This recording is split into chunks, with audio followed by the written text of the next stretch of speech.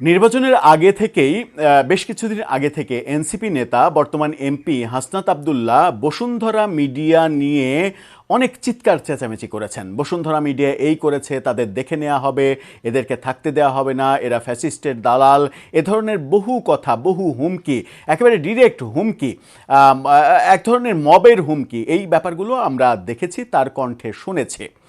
তখনই প্রশ্ন হয়েছিল যে বসুন্ধরা কি তাদেরকে অনুদান দেয়া বন্ধ করে দিয়েছে, সেই কারণেই তারা অনেক বেশি খেপেছে, যেন এই খেপার পরবর্তীতে বসুন্ধরা অনুদানটা আবার শুরু করে। প্রশ্ন অনেক ছিল। প্রশ্ন এটাও ছিল যে রূপায়ণ টাওয়ার, বাংলা মোটরে, সেই রূপায়ণ টাওয়ারের মতো টাওয়ারে এনসিপি তাদের অফিস বানিয়েছে, সেই অফিসটা বানানোর টাকা কোত্থেকে তারা পেল? এই রূপায়ণ টাওয়ারে যে অফিস, সেই অফিস তাদেরকে বরাদ্দ দেওয়ার ক্ষেত্রেও বসুন্ধরা গ্রুপের, বসুন্ধরা চেয়ারম্যানের ভূমিকা আছে, এই বক্তব্য অনেকে দিয়েছেন। সেই সময় আমরা শুনেছি। সত্য মিথ্যা আমরা জানি না, যেহেতু এটার সত্যতা সম্পর্কে আমাদের কাছে কোনো ডকুমেন্টস নেই, সেহেতু সেটা বলতেও চায় না। কিন্তু এই গুঞ্জনগুলো ছিল।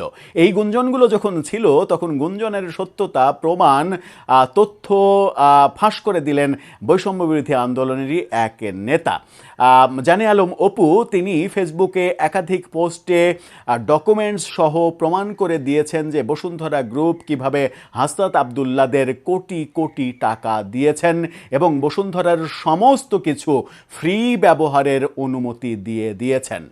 বসুন্ধরা কি ইচ্ছাকৃত এগুলো দিয়েছেন, নাকি তাদেরকে দিতে বাধ্য করা হয়েছে মবের ভয় দেখিয়ে? চলুন, ভয়াবহ, ইতিহাসের সব থেকে ভয়াবহ তথ্য যেগুলো বেরিয়ে আসলো, যে অভিযোগগুলো গত 2 বছর ধরে শোনা যাচ্ছে যে বিভিন্ন কোম্পানি, বড় বড় কোম্পানিকে বাধ্য করা হচ্ছে, বৈষম্যবিরোধী আন্দোলন, এনসিপি, জুলাই যোদ্ধা, বিভিন্ন প্ল্যাটফর্মের নামে যারা কাজ করছে তাদেরকে অনুদান দিতে বাধ্য করা হচ্ছে এবং সেই টাকা দিয়েই 5 স্টার 7 স্টার রেস্টুরেন্টে ইফতার পার্টি করা হচ্ছে।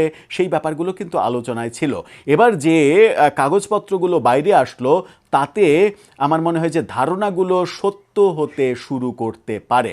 তার প্রেক্ষাপটে আবার কি বলছেন হাসনাত আব্দুল্লাহ, সেগুলোও আলোচনা করে বোঝার চেষ্টা করবো এই ভিডিওতে।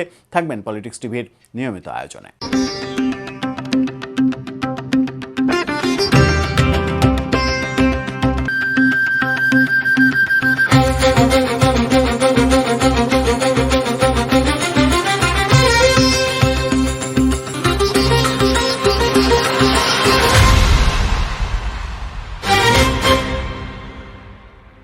দর্শক, বলছিলাম বসুন্ধরা গ্রুপের কর্মকাণ্ড। বসুন্ধরা গ্রুপ একটা চিঠি হাসনাত আব্দুল্লাহকে পাঠিয়েছে, মানে অনুমতি দিয়েছে, এবং সেই চিঠিটা ফাঁস করে দিয়েছেন বৈষম্য বিরোধী নেতা জানে আলম অপু। সেই চিঠিটা আপনারা আগে দেখে নিন। সেই চিঠি মানে ICCB, international convention centre, convention city Bashundhara, তাদের প্যাডে সেই চিঠিটা হাসনাত আব্দুল্লাহ বরাবর হাসনাত আব্দুল্লাহর সমন্বয়ক বৈষম্য বিরোধী ছাত্র আন্দোলন। এই চিঠিটা দেয়া হচ্ছে 16/1/2025, 16/1/2025, অর্থাৎ এনসিপি তখনও গঠিত হয়নি, তখনও হাসনাত আব্দুল্লাহ বৈষম্য বিরোধী আন্দোলনের ব্যানারেই কাজ করছেন। সেই সময় দেয়া পবিত্র রমজান মাসে বিবিধ অনুষ্ঠান আয়োজন প্রসঙ্গে সেখানে বলা হচ্ছে, বসুন্ধরা গ্রুপের পক্ষ থেকে আন্তরিক মোবারকবাদ গ্রহণ করুন। আসন্ন পবিত্র রমজান মাসে প্রয়োজনীয় জনসংযোগ তথা ইফতার মাহফিল, আলোচনা সভা, জনসমাবেশ সহ অন্যান্য কর্মকাণ্ডে ইন্টারন্যাশনাল কনভেনশন সিটি বসুন্ধরা সকল ভেন্যু, সকল হল এবং এক্সপো টেন্ট ব্যবহারের জন্য বৈষম্য বিরোধী ছাত্র আন্দোলনকে অনুরোধ করা যাচ্ছে। উল্লেখ্য, পবিত্র রমজান মাসে বসুন্ধরা গ্রুপের পক্ষ থেকে এই ভেন্যুর হলসমূহ বৈষম্য বিরোধী ছাত্র আন্দোলনের অনুকূলে সৌজন্য হিসেবে প্রদান করা হবে, অর্থাৎ কোনো টাকা নেওয়া হবে না, ফ্রি ব্যবহার করবে। এছাড়া বৈষম্য বিরোধী ছাত্র আন্দোলনের সকল জনসমাবেশ যাতে নির্বিঘ্নভাবে ও আনন্দঘন পরিবেশে অনুষ্ঠিত হতে পারে, সেজন্য আইসিসিবি কর্তৃপক্ষ সদা তৎপর থেকে সেবা প্রদান করবে। আপনাদের ভবিষ্যৎ সাফল্য সুগম ও ফলপ্রসূ হোক। আহমদ আকবর সোবান, বসুন্ধরা গ্রুপের চেয়ারম্যান, তিনি এই চিঠি দিচ্ছেন।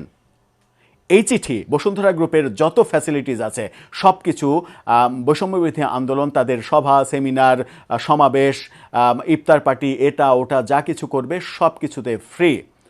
ইন্টারন্যাশনাল কনভেনশন সেন্টার যেটা বসুন্ধরার, তার একদিনের ভাড়া সম্পর্কে আপনাদের আইডিয়া আছে? সেগুলো বসুন্ধরা গ্রুপ ওদেরকে ফ্রি ব্যবহার করতে দেবে, সমস্ত সেবা দেবে এমনি এমনি, নাকি মবের ভয়ে? সেটাও তো একটা বড় প্রশ্ন। জানে আলম অপু এই চিঠিটা দিয়ে যে পোস্ট করেছেন, তিনি লিখেছেন এই রকম যে গতকাল বসুন্ধরা থেকে কোটি টাকার ফান্ডিং নেওয়ার পোস্ট করার পর এই ইনবক্সে আর কমেন্ট বক্সে সবাই প্রমাণ চাচ্ছিলেন। এই নেন প্রমাণ, অর্থাৎ এই চিঠিটা প্রমাণ। প্রাইভেট ইউনিভার্সিটির ব্যানারে বড় ইফতার মাহফিল করার প্ল্যানিং এবং সেটা নিয়ে দীর্ঘদিন ধরে খেটেছি। তিনি বলছেন যে তারা প্রাইভেট ইউনিভার্সিটির ব্যানারে একটা অনুষ্ঠান করতে চেয়েছেন। সেই অনুষ্ঠান করার জন্য নেতাদেরকে যে যখন বলেছেন যে 10 লাখ টাকা প্রয়োজন, ব্যবস্থা করে দেন, সেটা তারা করেনি। অথচ তারা নিজেরা কোটি কোটি টাকা খরচ করে ইফতার মাহফিল করেছেন। এক ইফতার মাহফিলে 3.5 কোটি টাকা খরচ করেছেন, এরকম তথ্য তিনি এটা দিয়েছেন, এখানে দিয়েছেন। এবং সেখানে মানে হাসনাত, সারজিৎ এদের সমালোচনা করেছেন, সমালোচনা করে এই পোস্ট দিয়েছেন। অন্যদিকে হাসনাত আবদুল্লাহ একটা মানে পোস্টে কমেন্ট করেছেন। সেই কমেন্টে তিনি বলছেন, এই পোস্টটা দেখে নিন, সেখানে বলছেন নির্বাচনের পরও এমন অভিনন্দন জানাইছে এবং এটা সব সংসদ সদস্যের বাসায় ঠিকানায় পাঠানোও হয়েছে, কেউ খুলে দেখেছে, কেউ দেখেনি। এটাতে কি প্রমাণ হয় সবাই বসুন্ধরার দুধ খাওয়া শুরু করছে? অর্থাৎ তিনি বলতে চাচ্ছেন তার নামে চিঠি পাঠানো হয়েছে, তার মানে কি এটা এই যে আমি তার সুবিধা গ্রহণ করেছি? ভাই, পৃথিবীর পাগলেও বোঝে যে আপনার কাছে বসুন্ধরা গ্রুপ এই চিঠি নিজের ইচ্ছায় পাঠায়নি, তাদেরকে পাঠাতে আপনি বাধ্য করেছেন, আপনারা বাধ্য করেছেন। এই ধরনের ফাউ প্যাচাল পেড়ে আদতে লাভ নেই যে চিঠি আমার কাছে দেয়া মানেই আমি তার সুযোগ গ্রহণ করেছি, আমি তার সুবিধা গ্রহণ করেছি, এটা প্রমাণ হয় না। এরকম যে বক্তব্য দেওয়ার চেষ্টা করছেন, এই বক্তব্যগুলো হাস্যকর। আবার এই যে বক্তব্য পোস্ট দেখালাম হাসনাত আবদুল্লার, সেই পোস্টটাকে নিয়ে আবার জানে আলম যে পোস্ট দিয়েছেন, তার পোস্টটা দেখে নিন। জানে আলমের এই পোস্ট, তিনি বলছেন যে আমার ফাঁস করা চিঠির প্রেক্ষিতে ছোট ভাই নাইমের পোস্টে রেসপন্স করেছে হাসনাত আবদুল্লাহ। তার দাবি এই চিঠি সম্পর্কে সে কিছুই জানতো না, আজ প্রথম জানলো এমন চিঠি তার নামে ইস্যু হয়েছে। সে যে সংগঠনের আহ্বায়ক, সেই সংগঠনের ইফতার মাহফিল এবং ফান্ডিং কোথা থেকে আসছে সেটা সে জানতো না। তাহলে কি সে যোগ্য আহ্বায়ক, যোগ্য সংগঠক? সেই প্রশ্ন তিনি তুলেছেন। ব্যাপারটা হাস্যকর যে তার সংগঠনের নামে চিঠি, তার নামে চিঠি, তার নামে সুযোগ সুবিধা, সেটা তিনি জানতেন না, এরকম বক্তব্য দিচ্ছেন। আরেকটা তিনি পোস্ট করেছেন, সেই পোস্টে তিনি উল্লেখ করেছেন, সেই পোস্টটা দেখে নিন। তিনি সেখানে উল্লেখ করেছেন যে 2025-এর রমজানে শুধুমাত্র ইফতার মাহফিলের প্রোগ্রামের জন্য বসুন্ধরা গ্রুপ থেকে 1 কোটি টাকার বেশি ডোনেশন নিয়েছিল বৈষম্য বিরোধী ছাত্র আন্দোলন। আপনি চিন্তা করছেন, শুধুমাত্র ইফতার মাহফিল করার জন্য 1 কোটি টাকার বেশি নিয়েছে বৈষম্য বিরোধী আন্দোলনের। রেফারেন্স ছিল সংগঠন, এর তৎকালীন আহ্বায়ক এবং বর্তমান ফাটাকেষ্ট এমপি হাসনাত আবদুল্লাহ। এনসিপি কিংবা অন্যান্য অঙ্গ সংগঠনও ডোনেশন গিয়েছিল সেখানে, সেগুলোর হিসাব আমার জানা নেই। কিন্তু বৈষম্য বিরোধী ছাত্র আন্দোলনের ব্যানারে হওয়া ইফতার মাহফিলগুলোর খাবার সাপ্লাই, ভেন্যু ম্যানেজমেন্ট সহ সবই বসুন্ধরা করেছে এবং আমি নিজে এই প্রক্রিয়ায় যুক্ত ছিলাম। শুধুমাত্র আমার প্রাইভেট ইউনিভার্সিটির যেই ইফতার প্রোগ্রাম করেছিলাম আইসিসিবিতে, সেটারই খরচ ছিল 30 লাখ টাকা। তার মানে টাকা এদের কাছে আসলে কোনো ব্যাপারই ছিল না জুলাই আন্দোলনের পরে। এরা যা চেয়েছে তাই পেয়েছে।